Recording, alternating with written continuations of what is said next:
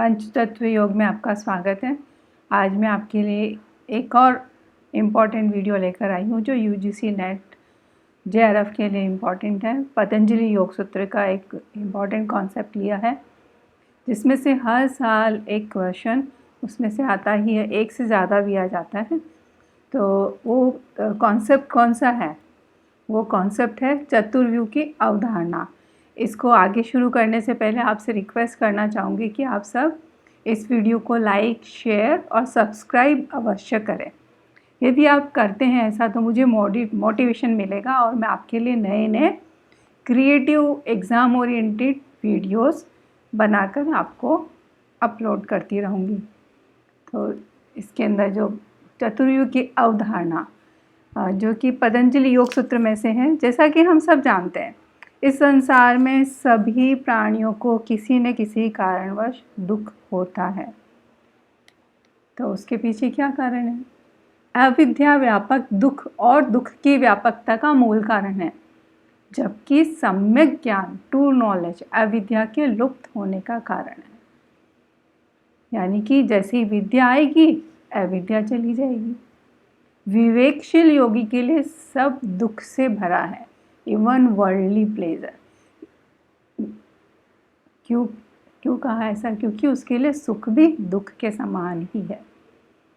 तो यहाँ पर जो चतुर्व्यूह की बात की गई है वो चिकित्सा शास्त्र में भी की गई है और हमारे फिलोसॉफी में भी, जो योग दर्शन में भी कहा, और बुद्धिज़्म के अनुसार भी 4 आर्य सत्य कहे गए हैं।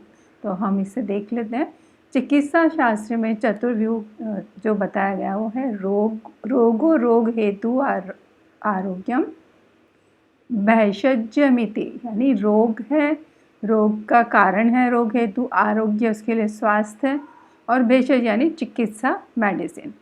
और बुद्धिज़्म के अंदर, बुद्धिज़्म में क्या कहा? दुख, यानी संसार में दुख है, दुख समुदाय, यानी दुख जो है वो उदय होता है, दुख का कारण होता है, जिसके 12 कारण होते हैं। और दुख निरोध जो कि निर्वाण है, और दुख निरोध का मार्ग अष्टांग मार्ग, ये भी इम्पॉर्टेंट है, जो कि आपके यूनिट 1 के अंदर जो उसके अंदर ये बुद्धिज़्म का पार्ट है दर्शन के अंदर। तो अष्टांग मार्ग में से भी क्वेश्चन आता है और आर्य सत्य में से भी क्वेश्चन आता है, ये भी इम्पोर्टेंट पार्ट है। लेकिन यहाँ पर इस वीडियो में मैंने मेन लिया है दर्शन का, जो योग दर्शन का चतुर्व्यूह है वही मैंने यहाँ पर लिया है। तो शास्त्रम चतुर्व्यूह में क्या कहा? संसार है, संसार हेतु मोक्षोपाय इति, यानी जो जन्म चक्र जो होता है, पूर्व जन्म चक्र, वो संसार इसका कारण, और मोक्ष का उपाय। तदपि हेय हेतु हानोपाया इत्येत छात्रसम चतुर्व्यूह। तो फिलोसॉफी ऑफ दर्शन जो है, philosophy of liberation, is 4 aspects, यानी 4 पहलू है चतुर्व्यूह के। तो अब हम इसकी स्टडी करेंगे, इसको समझेंगे, और इसमें से क्वेश्चंस आते हैं हर साल। तो इसे आप अच्छे से समझ लें, और बाकी के जो भी पतंजलि योग सूत्र के और भी वीडियोस हैं और मैं और डाउनलोड करूँगी, उसमें भी इस कॉन्सेप्ट को मैंने शॉर्ट में भी बताया हुआ है। तो लेट अस अंडरस्टैंड। इसके मेनली 4 सूत्र इससे कनेक्टेड हैं और ये साधनपाद के अंदर बताया गया है। तो सबसे पहले जो है हेय का सूत्र नंबर 2.16, तत्र दुख बहुल है संसारो हेय, यानी जो साइकिल ऑफ बर्थ, यानी जो रीबर्थ जिसको हम कह सकते हैं, जन्म चक्र जो है वो है दुख का कारण। हेयम तावन निरूपयति, यानी उस दुख का नाश होना चाहिए, उससे दूर दुख का उपाय होना चाहिए। और सेज पतंजलि जी 2.16 में कहते हैं हेयम दुखम अनागतम, यानी जो नष्ट करने योग्य क्या है? जो दुख आया नहीं है। अनागत का मतलब होता है जो आने वाला, जो आया नहीं है, उस दुख को नष्ट किया जा सकता है। तो दुख 3 तरह से हो सकता है, एक तो अतीत दुख, और एक होता है वर्तमान दुख, और एक अनागत दुख। तो जो दुखम अतीत, जो अतीत वाला दुख है वो तो हम ऑलरेडी, जो पास हो चुका है, जो कुछ हमको भोगना था वो हमने भोग लिया। और जो दुखम वर्तमान भोगारूढ़, जो वर्तमान में जो कुछ हम भोग रहे हैं वो तो अभी कुछ पलों में वो भी अतीत हो जाएगा। तो अनागतम दुखम है, यानी जो आने वाला अभी तक आया नहीं है उसको हम नष्ट कर सकते हैं, उस पर हम पाबंदी लगा सकते हैं। तदेव हेयताम आपद्यते, यही कहा। फिर देन तथैव अनागत दुःखस्य प्रतिकारे च वो योगिनो दुःखस्त्यांतं गच्छन्तीति, यानी क्या कहा कि जो दुख आया नहीं है उस दुख को जो है आप योगी अगर चाहे तो उस दुख से मुक्ति प्राप्त कर सकता है, उस दुख का उपाय कर सकता है। तो फॉर एग्ज़ाम्पल जैसे किसी नदी में बाढ़ आनी है और अगर बाढ़ अभी तक आई नहीं है तो हम क्या कर सकते हैं, उसके लिए हम उपाय कर सकते हैं, गांव खाली करा सकते हैं, जो कुछ हम मनुष्यों को बचा सकते हैं, काफ़ी सारे हम उपाय कर सकते हैं।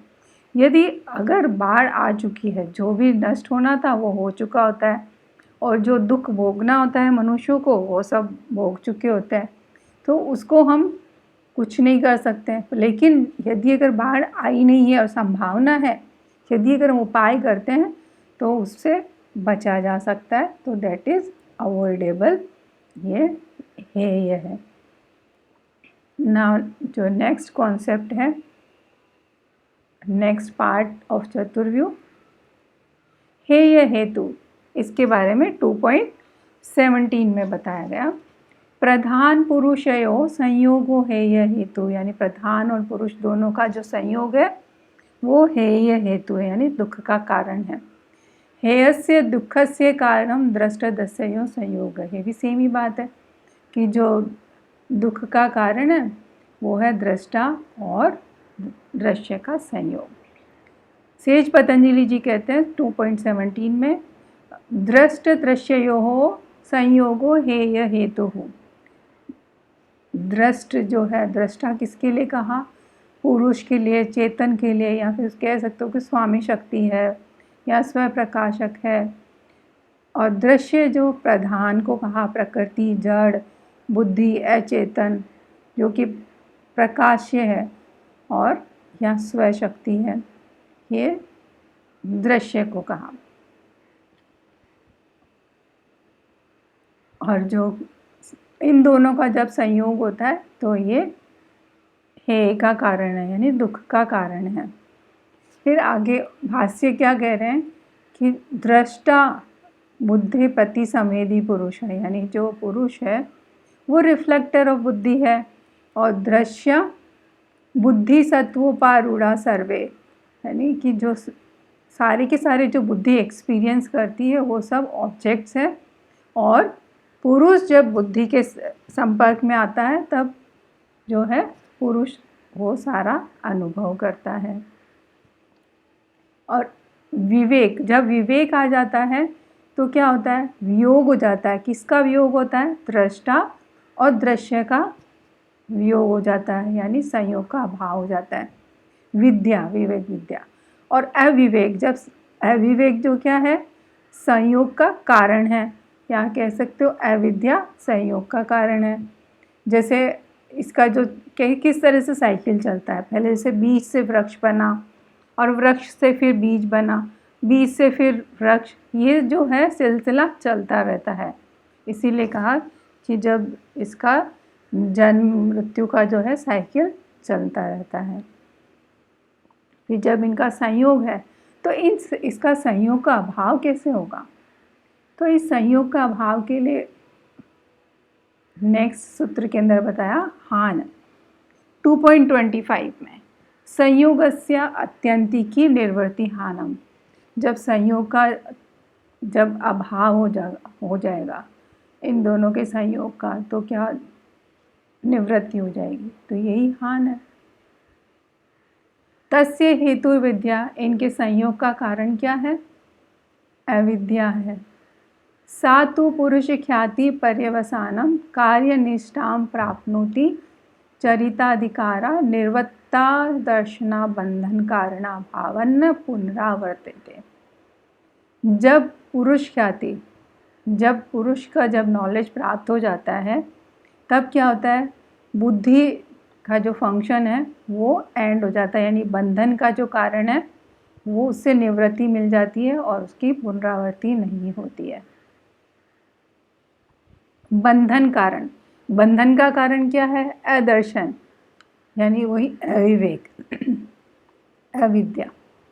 और बुद्धि निवृत्ति रेव मोक्ष, और जैसे ही बंधन का कारण समाप्त हुआ तो बुद्धि को भी निवृत्ति मिल जाती है, यानी मोक्ष को प्राप्त हो जाती है बुद्धि भी, बुद्धि अपने कॉज में मर्ज हो जाती है।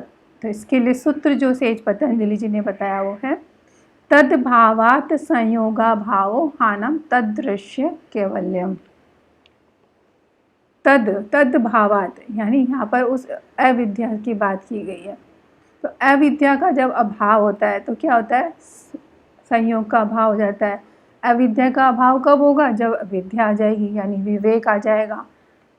संयोग का अभाव हो जाता है, यही हान है। तो किसके संयोग का अभाव होगा? पुरुष बुद्धि के या पुरुष और प्रकृति के संयोग का अभाव होगा।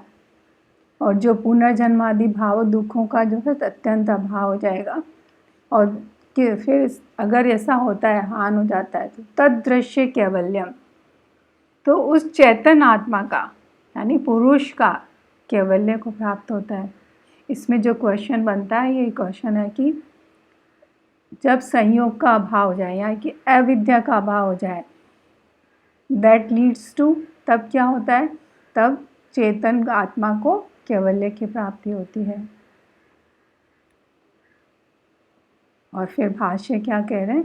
सेम ही बात उन्होंने वापस कही है। दुख कारण निवृत्तो दुखो परमोहानम तदा स्वरूप प्रतिष्ठ है पुरुष इत्युक्तम। भाष्य कह रहे हैं कि जो दुख का कारण है यानी संयोग, जो पुरुष और प्रकृति का संयोग, दुख परमोहानम, तो ये परम दुख है, उसका हान हो जाता है।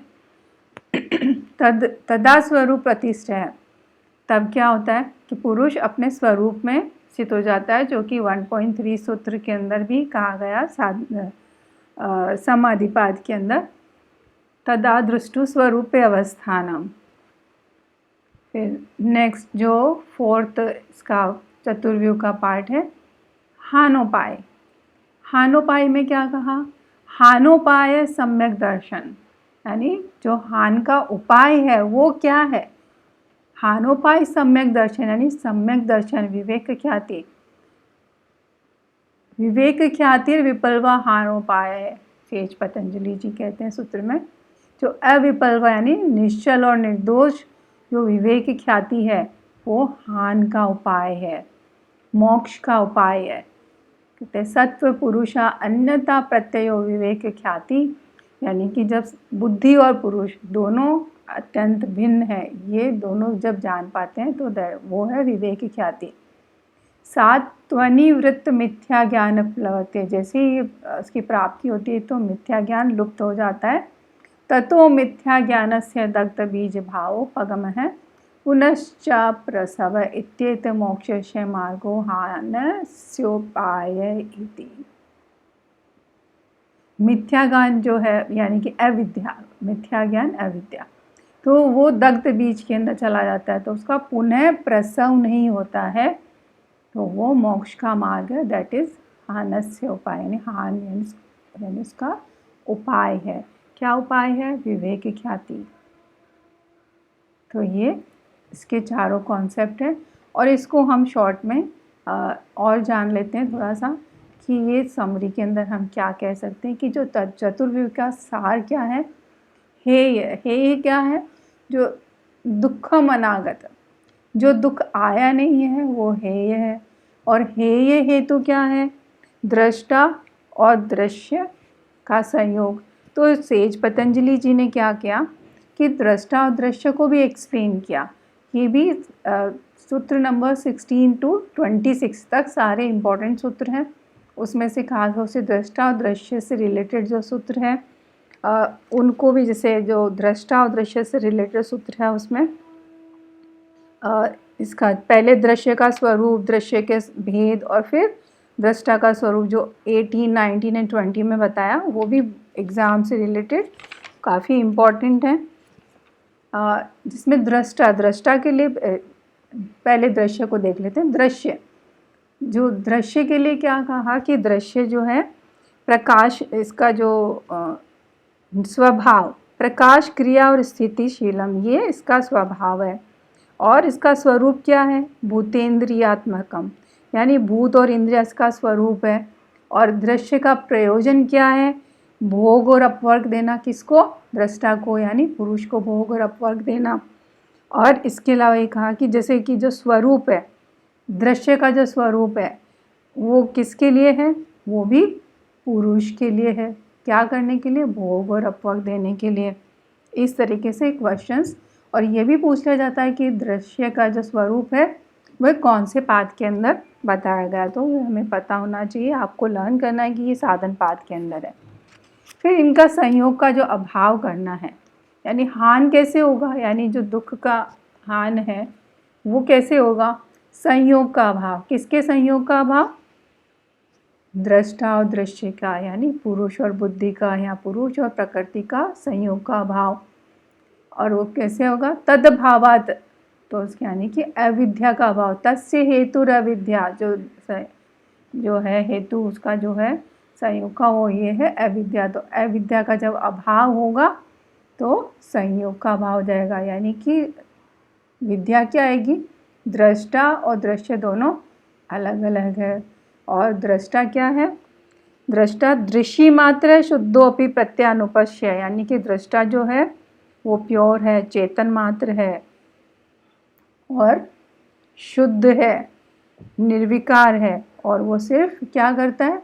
बुद्धि के अनुरूप देखने वाला होता है। जब ये ज्ञान हो जाता है तो विद्या आ जाती है, तो वो संयोग का भाव। और दैट विल लीड्स टू, तब क्या होगा? कैवल्य की प्राप्ति होगी, यानी मोक्ष प्राप्त होगा। तो उसका उपाय क्या होगा मोक्ष प्राप्ति का? हानोपाय, दैट इज अविपल्वा विवेक ख्याति। तो ये था चतुर्व्यूह का कॉन्सेप्ट। तो मैंने कोशिश की कि इसे मैं पूरी तरह से एक्सप्लेन कर सकूँ आपको। और इसके अलावा जो है दृश्य के 4 भेद हैं।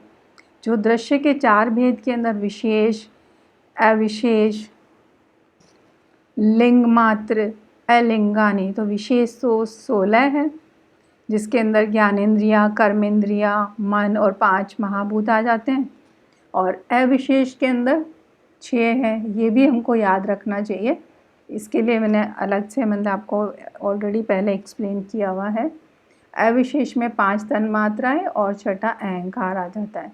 लिंग मात्र जो हो वो बुद्धि है, और अलिंग है वो प्रकृति या फिर अव्यक्त जिसको कहते हैं। और इस तरीके से ये चतुर्व्यूह की अवधारणा जो है यहीं पर कंप्लीट होती है। और आप इस वीडियो को लाइक, शेयर और सब्सक्राइब अवश्य करें। और ये एग्ज़ाम के पॉइंट ऑफ व्यू से बहुत ही इम्पोर्टेंट वीडियो है, तो इसे देखें आप। और इसके अलावा भी जो पतंजलि से रिलेटेड वीडियोज़ हैं उसे भी आप देखें। धन्यवाद।